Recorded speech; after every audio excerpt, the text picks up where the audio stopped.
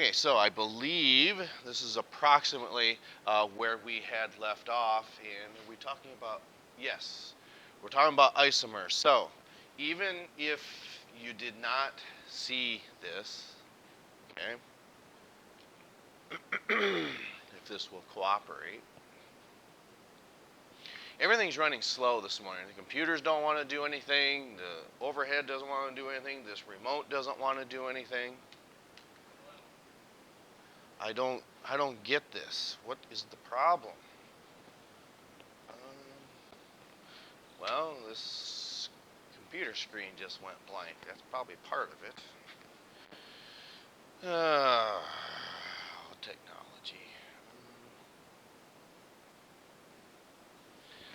See? Look. Darn thing's blank. I can see the outline of the um, PowerPoint, but I don't, that doesn't want to do anything either. Shut it down. Oh, this is awful. Okay, so what we're going to do is shut this guy down then. Going to have to do that. Okay, well, nothing comes easy around here from time to time. Like my flower. Okay, so even if you did not see what that one last line had said, once you get to butene as opposed to butane, of course, the first thing structurally you add is one's single bonded because it's saturated, the other one's double bonded because it's unsaturated. Then you would go on and look at, okay, so each one of them has 4 carbons. So when we compare those two, right, we'll go ahead and put, because we know that butane is saturated. Okay, and then butene is what we call unsaturated. Put it right away. Okay, so one of the meanings that we really want you to know is the difference between saturated, unsaturated. There are no more bonds to be broken. Yes, these hydrogens can be replaced. That's true. But upon doing that, these carbon to hydrogen bonds are really, really stable because it's saturated. So if you were to react that with something, okay, so from last chapter, perhaps that would be chlorine. Yeah, plus sign here. Chlorine to chlorine, okay. Then we know this has to have a catalyst or else it just won't react because these saturated compounds are just too stable. Unsaturated hydrocarbons like butene, however, when we do these reactions, that does not need a catalyst. That's one of the things you're going to have to wrap your head around. But looking at the isomers, how many do you think butane has?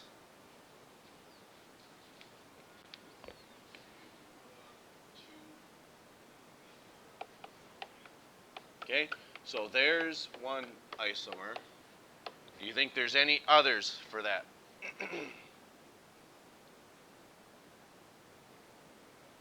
No, because moving this left or right, you still have the same compound. Putting this up on top, you still have the same compound. No matter where you try to shift that methyl group, you're just going to wind up with butane again. However, if you really want to be specific, what would we call this? We know it's an alkene because of that double bond. You could call that 1-butene. And once you write it like that, it becomes more familiar on what other isomers may occur.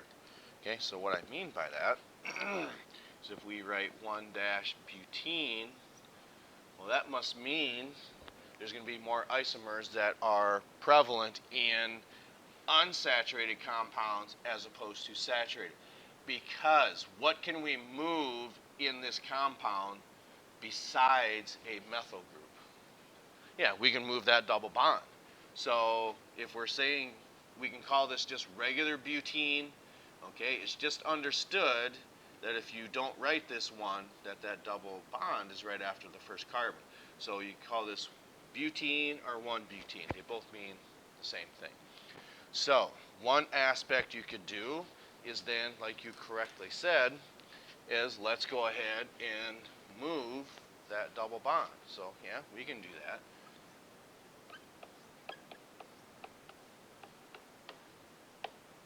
And one thing to keep in mind is try not to be in a hurry when you do these, because if you go too fast, chances are you're going to overload some of these carbons.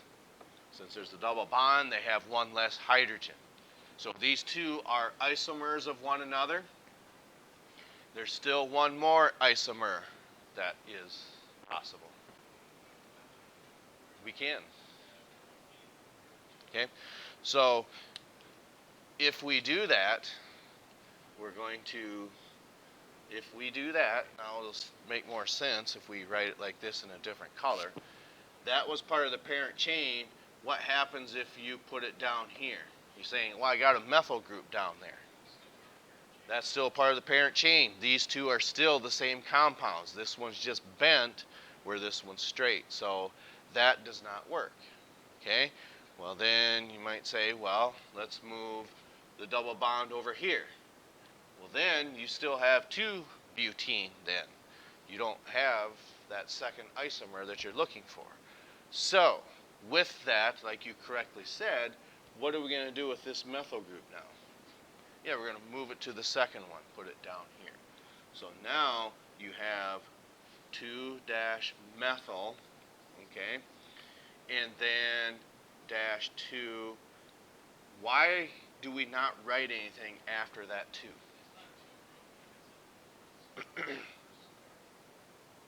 Oh, I'm going from left to right. Correct. Okay. Then, okay. So why is there nothing written after this number 1?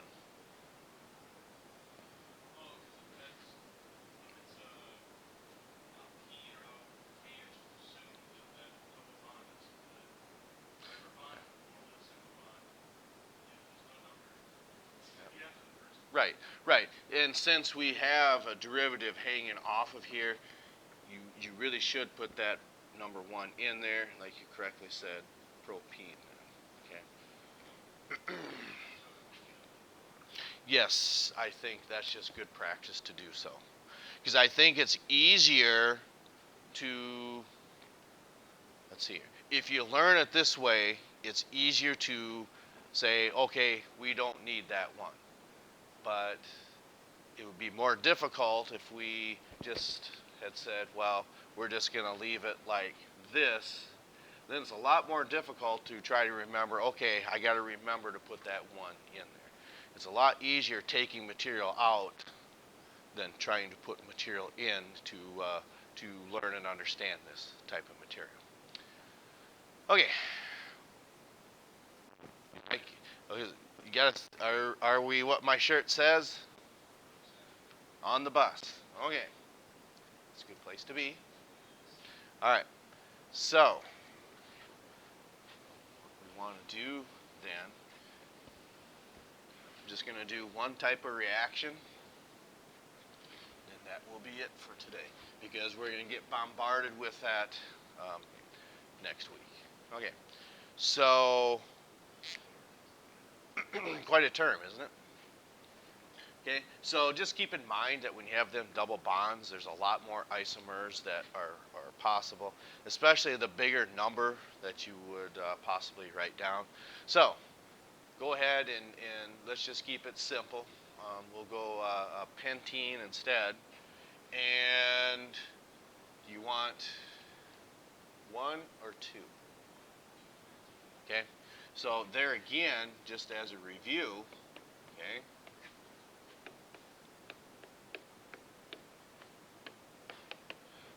okay, so you're saying 2-pentene, which is what we have. We could have just pentene or 1-pentene. So can we have 3-pentene? No, because you're coming back from this side. That would be correct. Okay. So with this is the only there's always exceptions to the rule. On the periodic table, helium, it's in column 8, but it only has 2 valence electrons. But since it has chemical properties similar to the rest of the noble gases, it's placed over there where it belongs. Okay. Iodine, you could say, is another exception to the rule. It's not arranged in increasing atomic mass. If that was the case, it would be out of place. So it's arranged in increasing atomic number instead. So sometimes there's exceptions to the rule. And if you remember what we said earlier, alkanes have to have a catalyst here for these to react.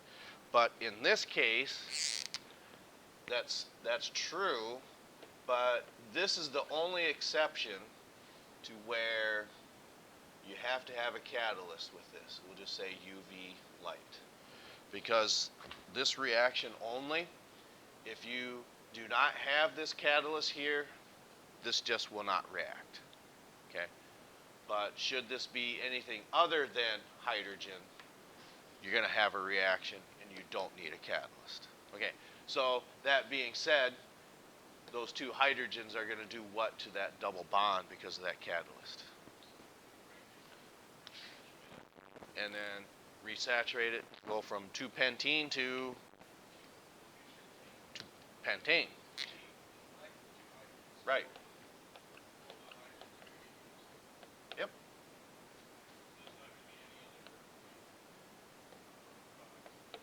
No, because there's nothing left to react that with.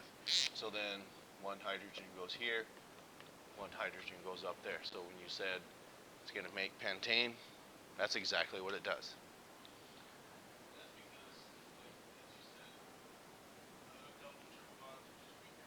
Yes. Yep.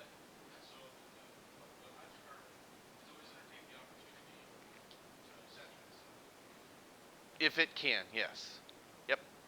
But now we've got a very stable compound. Now, if this was going to react, if you're going to try to put some halogens on here, it's so stable that, again, you have to have a catalyst. Again, this is the only exception to that rule, because if you have, it gets to be a little further in depth, because when we look at, for instance, on Tuesday, the 24th of next week, it says addition reactions and major/minor products. Okay, that doesn't mean anything to you right now, but we start talking about what's called the symmetrical type of reagents and the asymmetrical type.